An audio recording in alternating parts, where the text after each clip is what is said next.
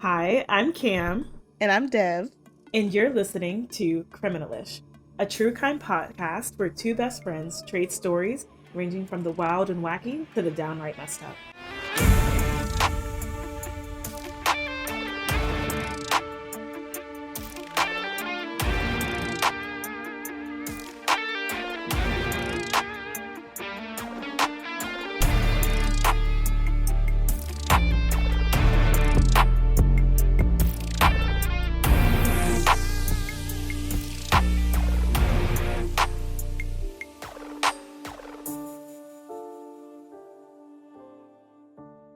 So, Dev and I have been friends for about 14 years now, since 2009, is that right?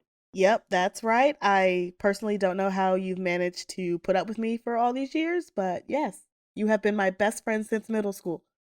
And I think the funny thing about our friendship is that Dev and I are different in so many ways, but one of the things that we both like is true crime.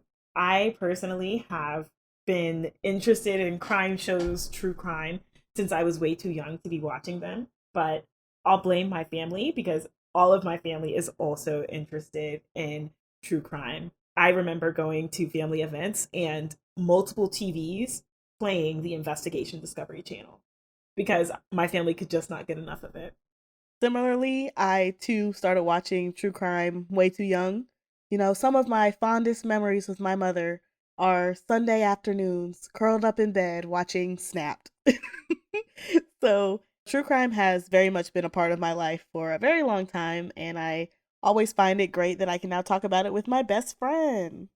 Yes, I am so excited to hear the stories that you have for me and to tell you some of the stories that I've been thinking about for you.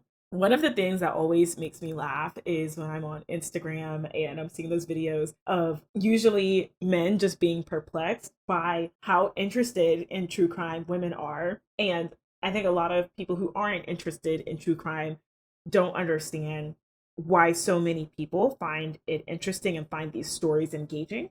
I think for me, it is partly the fact that there's usually so many layers to the stories, and it does often take you on a roller coaster of starting with the crime, figuring out the whole process of finding the person who did it, or even going back before the crime and seeing all of the pieces that led up to it.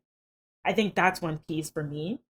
But in addition, I think it is also just about getting a better understanding of how humans operate and discussing the why. I would like to say understanding the why, but with a lot of these stories, even after knowing all of the available facts, you're still scratching your head trying to figure out why did this need to happen. I couldn't agree more.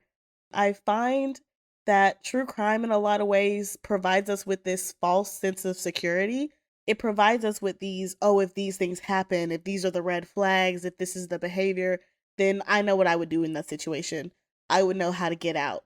And I think as we live in a society where knowledge is power, in a lot of ways, we think that the knowledge of what has happened to these victims, the knowledge of what in a lot of ways, the crazy things that people are capable of gives us that false sense of security that we would be able to protect ourselves and we would be able to stand up to abusers and people who chase us on the street. And I feel like this is a big reason as to why true crime is very appealing because most of the time women are used to being in those situations of feeling really uncomfortable, feeling really vulnerable, feeling almost weak and powerless in those situations. And in a lot of ways, a lot of the victims and a lot of the cases that we're going to be talking about, the victims were powerless to do anything against this person.